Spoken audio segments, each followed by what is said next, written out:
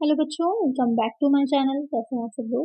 आप लोग की UPSSC assistant accountant and auditor की क्लासेस चल रही थी, जिसमें आप लोगों को मैं पढ़ा रही थी इनकम टैक्स के बारे में। तो इनकम टैक्स मैंने पढ़ लिया था कि इसका इनकम टैक्स क्या होता है, किस तरह का टैक्स होता है। साथ ही हमने उसके बाद ये समझा कि जो एग्रीकल्चर इनकम होती है कौन सी होती है, या फिर जो टैक्स फ्री होती है कौन कौन सी इनकम होती है। आज की वीडियो में हम पढ़ेंगे कि रेजिडेंट क्या होता है, निवासी क्या होता है। क्योंकि इनकम टैक्स जब लगाया जाता है तो वहाँ पर ये चीज़ इम्पोर्टेंट होती है कि किसी भी प्रीवियस ईयर में वो व्यक्ति, वो इंडिविजुअल पर्सन, वो कंपनी या फिर वो HUF जो हिंदू अनडिवाइडेड फैमिली होती है, जो भी करदाता है, वो उस वर्ष में गत वर्ष में प्रीवियस ईयर में भारत में किस तरह का रेजिडेंट रहा है, निवासी रहा है, साधारण है असाधारण है, जो हम समझेंगे उसको कि कितने तरह का होता है। उसी के बेसिस पर हम उसका इनकम को कैलकुलेट करते हैं उसकी, उसके बाद उस पर हम टैक्स लगाते हैं। तो बहुत इंपॉर्टेंट होता है इसको समझना। तो आज की वीडियो में हम ये पढ़ेंगे, उसी से रिलेटेड MCQs भी सॉल्व करेंगे। आइए वीडियो को शुरू करते हैं। वीडियो शुरू करने से पहले जिन बच्चों ने सब्सक्राइब नहीं किया जल्दी से सब्सक्राइब कर लीजिए, और वीडियो को लाइक जरूर किया करिए। आप लोग के लाइक बहुत कम आते हैं, लाइक जरूर किया करिए और फ्रेंड्स का शेयर भी कर दिया करिए। इससे पहले की वीडियो अगर आपने नहीं देखी है तो प्लेलिस्ट अलग से चैनल पर अवेलेबल है, लिंक मैं डिस्क्रिप्शन में दे दूंगी, देख लीजिएगा।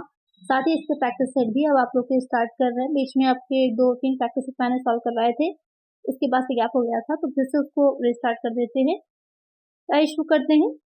Types of resident as per income tax act 1961, क्योंकि हम लोग जो पढ़ रहे हैं इसमें संशोधन तो बहुत बार हुआ है, लेकिन आयकर अधिनियम जो मेन है आपका वो 1961 है। तो उसके अनुसार जो निवासी होता है, ये तो आप समझ गए, जैसे भी मैंने बताया कि जो इनकम कैलकुलेट की जाती है उसके बाद उस पर टैक्स लगता है। तो जो आय टोटल निकाली जा रही है किसी भी व्यक्ति पर या कंपनी पर, तो उसका जो गत वर्ष होता है, प्रीवियस ईयर, वो ईयर जिसमें उसने वो इनकम अर्न की है, कमाई है। दो चीजें होती हैं, एक प्रीवियस ईयर होता है, इसे शॉर्ट में अगर कहें तो प्रीवियस ईयर को आप PY भी लिख देते हैं, अक्सर आपने देखा होगा, पढ़ाई होगा, PY लिखा जाता है। ये गत वर्ष हो जाता है आपका। और दूसरा हो जाता है असेसमेंट ईयर, यानी कि कर निर्धारण वर्ष। ये दो बहुत ही इंपॉर्टेंट होते हैं। एक में हम इनकम जो होती है कैलकुलेट की जाती है, टोटल जितनी अर्न करी गई है इनकम, क्योंकि उसी इनकम पर अगले कर निर्धारण वर्ष में क्या होता है, जो नेक्स्ट असेसमेंट ईयर होता है उसमें टैक्स लगाया जाता है। यानी कि जो टैक्स आपका लगाया जा रहा है, तो अभी करंट में जो ईयर चल रहा है उस पर नहीं लगता, जो पिछले ईयर में, जो गत वर्ष में आपने इनकम टोटल अर्न करी थी, उस इनकम पर लगाया जाता है। कब से स्टार्ट होता है कोई भी जो फाइनेंशियल ईयर होता है, वो स्टार्ट जो होता है वो 1 अप्रैल से स्टार्ट होता है, और कब तक चलता है, 31 मार्च तक चलता है, आपको पता ही होगा। तो अगर हम यहाँ पर बात करें 1 अप्रैल से 31 मार्च, अगर हम बात करें 2022-23 की, तो यहाँ पर अगर 2022-23 इसका ईयर होगा, इसका कर निर्धारण वर्ष कौन सा हो जाएगा, इसमें असेसमेंट ईयर क्या हो जाएगा, असेसमेंट ईयर होगा इसका 2023 से 24। 1 अप्रैल 2023 से 31 मार्च 2024 तक इसका कर निर्धारण वर्ष रहेगा। तो जो हमने 22-23 में इनकम अर्न करी थी, कमाई थी, उस पर हम 23-24 में कर देते हैं। ये हो जाएगा हमारा PY, इसको शॉर्ट में लिखते हैं प्रीवियस ईयर, और ये हो जाएगा हमारा असेसमेंट ईयर, जिसको हम शॉर्ट में AY लिखते हैं। तो इससे रिलेटेड भी क्वेश्चन बन सकता है, कोई आपको प्रीवियस ईयर दे देगा, कहेगा इसका कर निर्धारण वर्ष कौन सा है, तो उसके जस्ट बाद वाला जो फाइनेंशियल ईयर होगा वही आपका असेसमेंट ईयर हो जाएगा, कर निर्धारण वर्ष हो जाएगा। चलिए अब आते हैं अपने क्वेश्चन पर।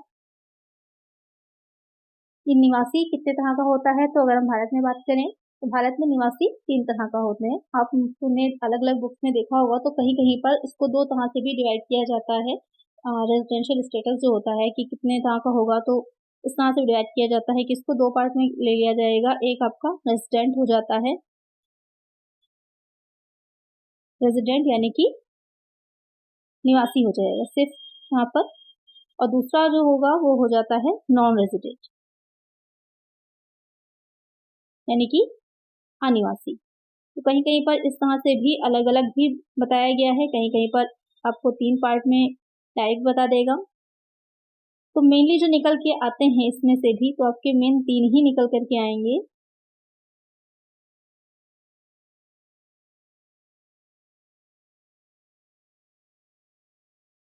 और जो रेजिडेंट हो जाएंगे उसको और 2 पार्ट में अलग अलग डिवाइड कर दिया जाता है। एक हो जाता है ऑर्डिनरी रेजिडेंट, शॉर्ट में अगर लिखें तो, ऑर्डिनरी रेजिडेंट हो जाएगा और यहाँ पर हो जाता है वही आपका नॉन ऑर्डिनरी रेजिडेंट, NOR जिसे कहते हैं।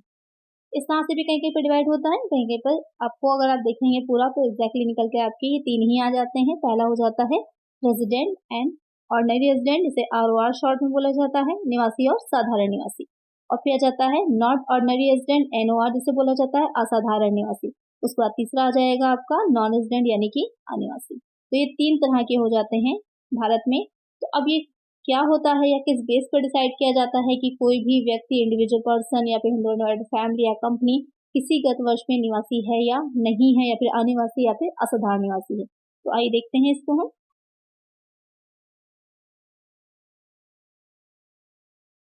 यहाँ पर सबसे पहले साधारण निवासी या फिर निवासी होने के लिए, रेजिडेंट ऑर्डिनरी रेजिडेंट होने के लिए एक व्यक्ति गत वर्ष में निवासी होता है यदि वह 2 आधार शर्तों में से कम कोई एक शर्त तथा 2 अतिरिक्त शर्तों को पूरा करता है। A person is resident in the previous year if he satisfies at least one of the 2 base conditions and also the additional condition, तभी उसको क्या माना जाता है, साधारण निवासी माना जाता है। अब यहाँ से आपके 2 वर्ड निकल करके आ रहे हैं, एक हो जाएगा आधार शर्तें यानी कि जो बेस कंडीशंस होती हैं, और दूसरा वर्ड कौन सा निकल के आ रहा है, दूसरा आ रहा है एडिशनल कंडीशन यानी कि अतिरिक्त शर्तें। तो सबसे पहले हमको इनके बारे में समझना होगा कि क्या होती हैं आधार शर्तें और क्या होती हैं अतिरिक्त शर्तें, तभी हम ये जान पाएंगे कि कोई व्यक्ति निवासी है या नहीं है, क्योंकि उसने कितनी शर्तें पूरी की हैं उसी के बेसिस पर हम डिसाइड करेंगे। तो आइए इसको देख लेते हैं एक बार, इन दोनों शर्तों को। उसके बाद हम वापस से जाएंगे ये देखने के लिए कि निवासी होने के लिए क्या कंडीशन उसको पूरी करनी है और क्या नहीं करनी है। बेसिक कंडीशंस क्या होती हैं, पहली हो जाएगी कि गत वर्ष में कम से कम 182 दिन के लिए वो भारत में रहा हो, residence in India for a minimum of 182 days in a previous year. तो यहाँ पर ध्यान दीजिएगा कि गत वर्ष में वो टोटल 182 दिन भारत में रहा हो, तो यानी कि 6 मंथ निकल करके आ जाएगा। यहाँ पे यह ध्यान देने वाली बात है कि उसका कंटिन्यूस रहना जरूरी नहीं है। अप्रैल में जैसे वो आया, 2-3 महीने रुका, या अगस्त में चला गया, फिर अगर नवंबर में आया, ओवरऑल उसके 182 डेज कंप्लीट होने चाहिए, कंटिन्यूस रहना उसको जरूरी नहीं होगा। दूसरी आधार शर्त क्या होती है, जब आप व्यक्ति पिछले 4 वर्षों में कम से कम 365 दिन, तो 365 दिन से आप समझ गए होंगे कितना हो जाएगा, 1 ईयर। तो यहाँ पर भी यही चीज लागू होगी कि लगातार वो रहना जरूरी नहीं है, उसका कुछ मंथ में आके रहा फिर चला गया तो भी टोटल उसके 365 दिन होने चाहिए पिछले 4 वर्षों में, टोटल 4 ईयर्स में के लिए, और गत वित्तीय वर्ष में वो न्यूनतम 60 दिनों के लिए भारत में रहा हो। तो गत वर्ष में 60 डेज रहा हो, और उससे पहले के अगर पिछले के 4 वर्ष में हम जाएंगे तो वहां पर 365 दिन ओवरऑल वो इंडिया में रहा हो। ये दूसरी सेकंड जो है आपकी बेसिक कंडीशन है, resident in India for at least 365 days in the immediately preceding 4 years and for a minimum of 60 days in the previous year. ये 2 कंडीशन है, ये 2 बेसिक आधार शर्तें हैं। इसके बाद आ जाती है एडिशनल कंडीशन, जो अतिरिक्त शर्तें। अतिरिक्त शर्तों में क्या है, पहली इसमें अतिरिक्त शर्त जो है वो गत वर्ष से पहले के 10 वर्षों में कम से कम 2 वर्षों के लिए भारत में रह चुका है। It has resident in India for at least 2 out of 10 immediate previous year, यानी कि जो पिछले के गत वर्ष हैं उसमें वो जो पिछले के पीछे 10 वर्षों तक जाना है, ये आपको देखना है कि 2 वर्षों के लिए भारत में रहा है या नहीं। तो उसके लिए क्वेश्चन में आपके वैसे जो इसमें आपके आएगा पेपर, तो यहाँ पर इतना नहीं डीपली पूछेगा। वैसे जो आपके होता है ग्रेजुएशन में एग्जाम होता है या और भी एग्जाम्स होते हैं, तो वहाँ पर डिटेल में पूछा जाता है, वो दे देता है कि इतने सन में आया, इतने सन में चला गया, तो उसके अकॉर्डिंग निकालना होता है कि 2 वर्ष ओवरऑल वो रहा है कि नहीं रहा है। और सेकंड एडिशनल कंडीशन जो है वो गत वर्ष से पहले के 7 वर्षों में कम से कम 730 दिन तक भारत में रहा है। तो उसमें क्या होता है कि सिर्फ पिछले 7 वर्षों तक ही देखा जाता है, वहाँ पर टोटल 730 यानी कि 730 दिन वो भारत में रहा है या नहीं रहा है ये देखा जाता है। तो ये एडिशनल कंडीशन है, दोनों अतिरिक्त शर्तें हैं।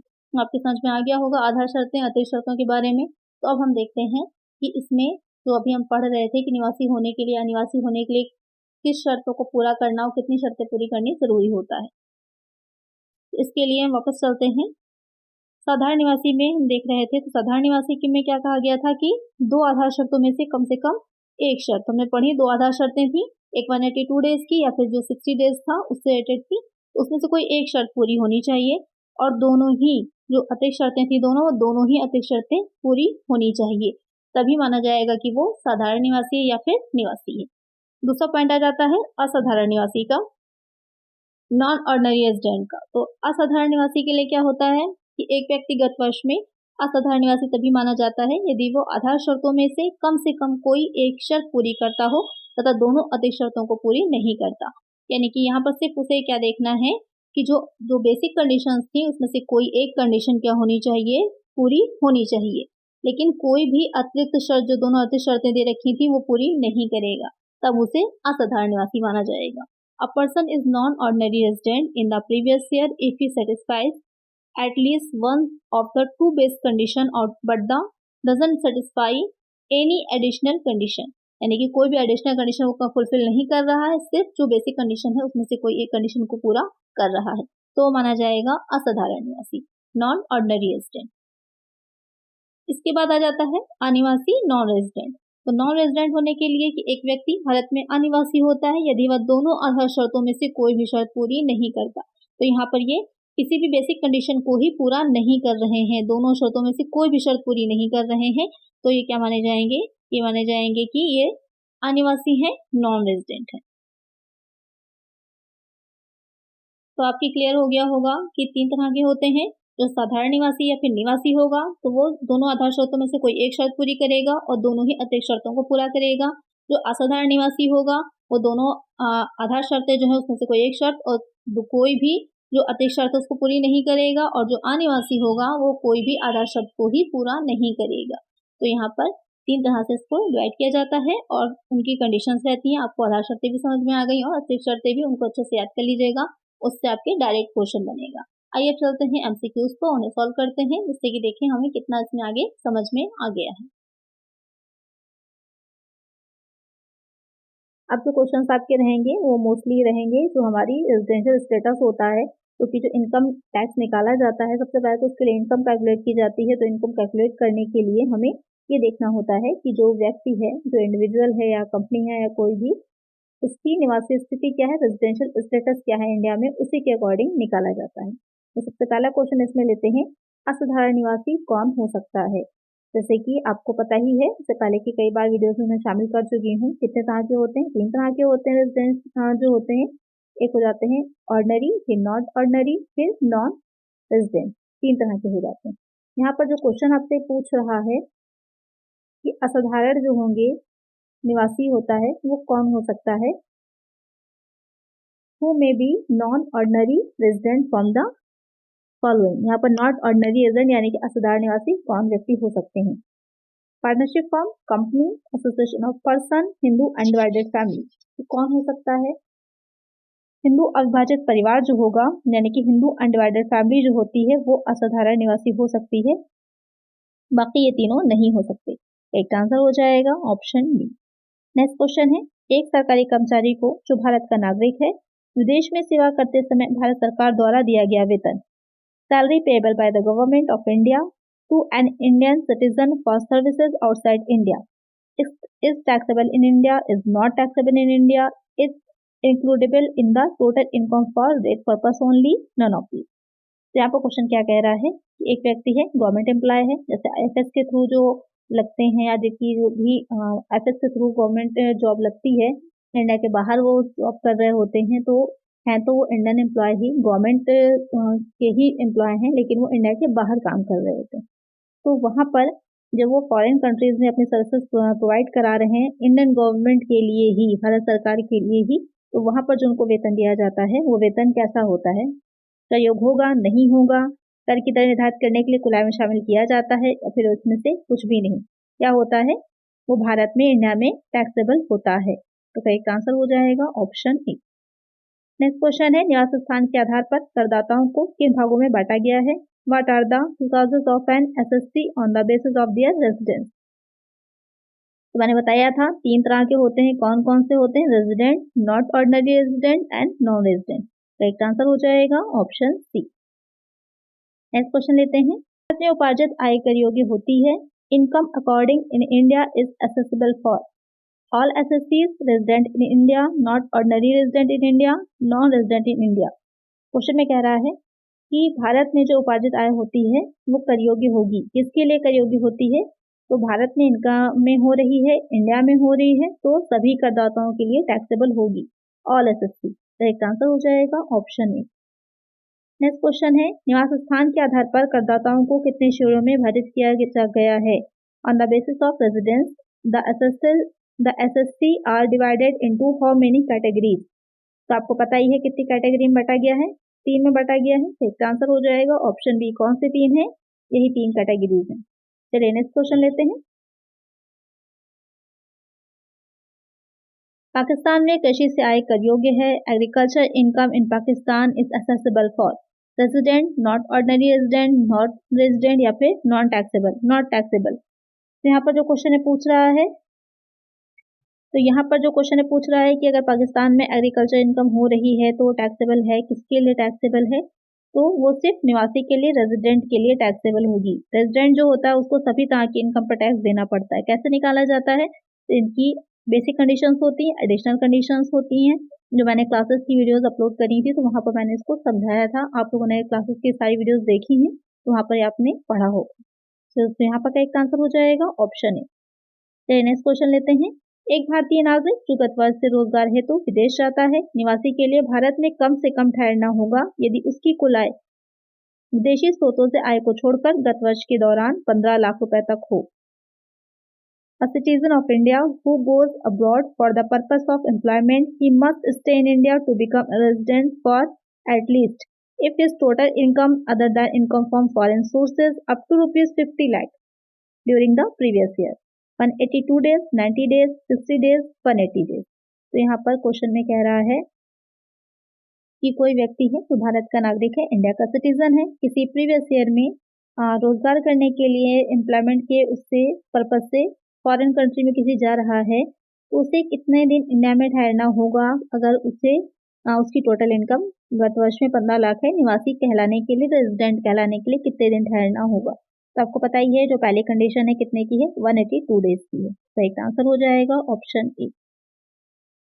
नेक्स्ट क्वेश्चन है, करदाता की निवासी स्थिति प्रत्येक वर्ष every year the residential status of an assessee में change, will certainly change, will not change, none of these। करदाता की निवासी स्थिति प्रत्येक वर्ष क्या होता है? हर साल रेजिडेंशियल स्टेटस किसी भी व्यक्ति का चेंज हो सकता है। जो निवासी आपका नागरिकता होती है, सिटीजनशिप होती है, आप इंडियन हैं, इंडियन ही रहेंगे जब तक आप भारतीय नागरिकता नहीं छोड़ते। लेकिन निवासी स्थिति, रेजिडेंशियल स्टेटस आपका हर वर्ष चेंज हो सकता है। तो एक आंसर क्या हो जाएगा? Option A. नेक्स्ट क्वेश्चन है, एक कंपनी गत वर्ष में नहीं होती। A company doesn't become the following in the previous year: ordinary resident, non-resident, not ordinary resident, resident।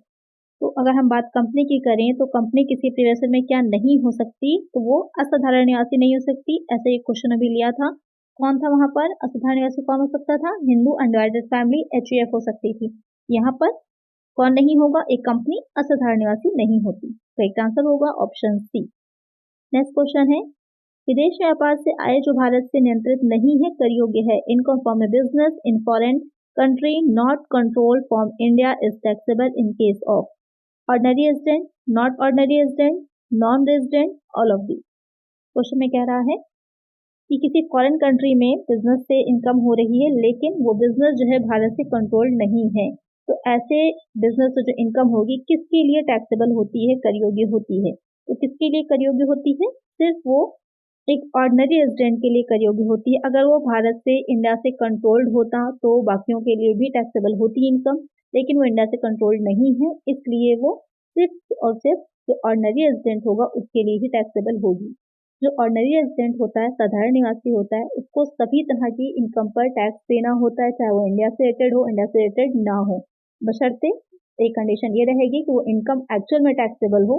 अगर वो इनकम ही टैक्सेबल नहीं मानी जाती, कर मुक्त होती है, टैक्स फ्री होती है। कौन से इनकम्स होती हैं जो टैक्स फ्री रहेंगी, अभी आगे वो भी हम देखेंगे। तो यहाँ पर क्या आंसर है? Option A. नेक्स्ट क्वेश्चन है, भारत में निवासी के लिए कर योग्य आय नहीं है।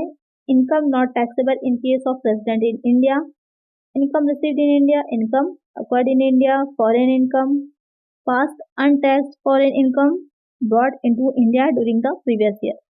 तो किसी भी तरह की जो पास्ट की इनकम होती है वो टैक्सेबल नहीं होती है। यहाँ पर जो क्वेश्चन आपसे पूछ रहा है कि किस इनकम पर जो एक निवासी है उसको कर योग्य नहीं होगी, तो वो यही हो जाएगी पास्ट की इनकम। तो एक आंसर हो जाएगा ऑप्शन बी। चलिए आइए देखते हैं कि कौन सी ऐसी इनकम होती हैं जो इंडिया में टैक्स फ्री हैं, कर मुक्त हैं। तो इसी वजह से मैंने बताया था कि टैक्स फ्री नहीं होनी चाहिए वो इनकम, बाकी सभी इनकम पे एक निवासी टैक्स देता था। तो कौन सी इनकम होती है आइए देखते हैं। इसमें फर्स्ट क्वेश्चन है, निम्न में से कौन सी आय कर मुक्त है? State which of the following income is exempted from tax?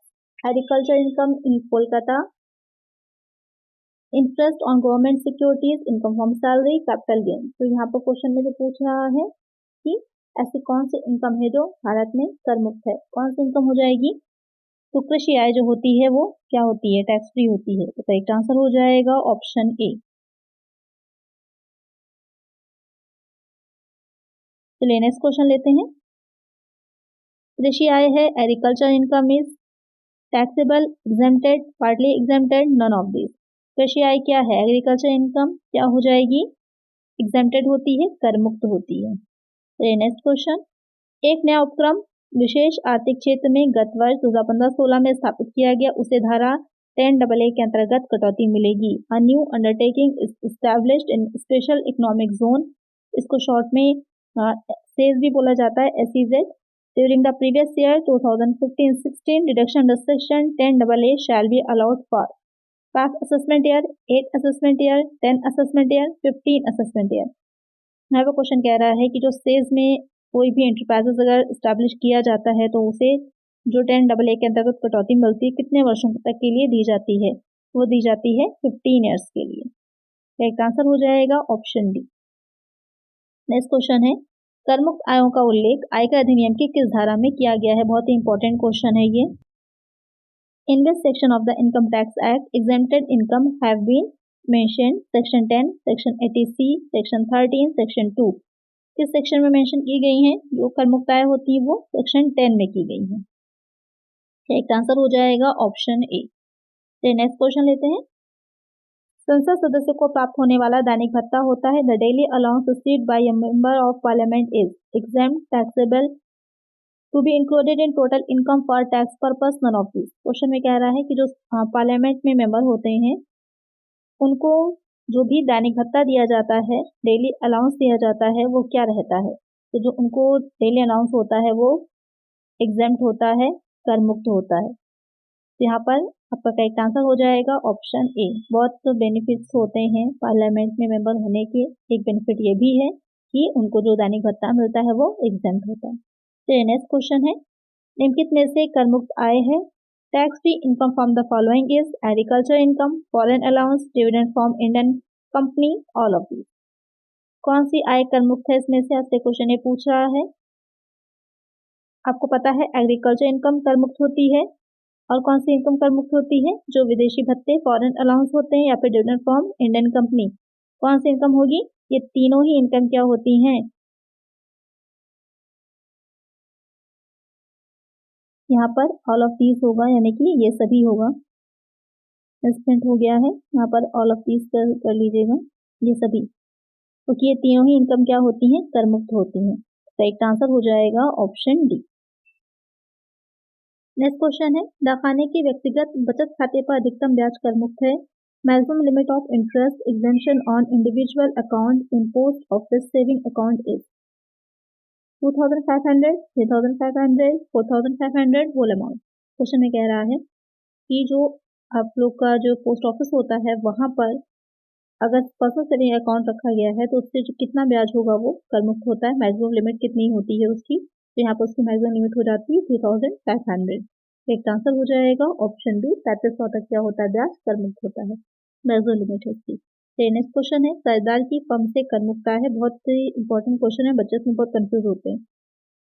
Exempted income of A partner from the firm is salary from partnership firm, interest from partnership firm, share of profit in the firm income, all of this. Question में कह रहा है साझेदारी की firm से कर मुक्त आय है। तो एक चीज को पहले समझ लीजिएगा, क्योंकि जो एक फर्म होती है, पार्टनरशिप फर्म होती है, वो अपनी इनकम जो टोटल हो रही है उस पर ऑलरेडी टैक्स पे करती है। तो साझेदारी फर्म से किसी भी साझेदार को, पार्टनर को जो भी इनकम का हिस्सा मिलता है, पार्ट मिलता है, वो टैक्स फ्री होता है, उस पर टैक्स नहीं देना होता उसको। लेकिन यहाँ पर जो क्वेश्चन में ये पूछ रहा है कि साझेदारी की फर्म से कर मुक्त आय जो होती है वो कौन सी होती है? वही हो जाएगी साझेदारी फर्म की आय में जो हिस्सा उसको मिल रहा है। बाकी जो वेतन है या फिर जो ब्याज मिल रहा है तो वो तो अगर एक कर मुक्त सीमा से अधिक होगा तो उसकी उस पर टैक्स उसको देना पड़ता है, लेकिन जो उसको आय का हिस्सा मिलता है वो पूरी तरह से क्या होता है, टैक्स फ्री होता है। एक आंसर हो जाएगा ऑप्शन सी। तो आज की वीडियो में इतना ही। आई होप आपको वीडियो अच्छी लगी होगी, क्वेश्चंस अच्छे लगे होंगे। वीडियो अच्छी लगी है तो लाइक कर दीजिएगा। इसी तरह के और वीडियोस के लिए चैनल को सब्सक्राइब कर लीजिएगा और फ्रेंड्स तक वीडियो को शेयर कर दीजिएगा। मिलते हैं नेक्स्ट वीडियो में। Thank you.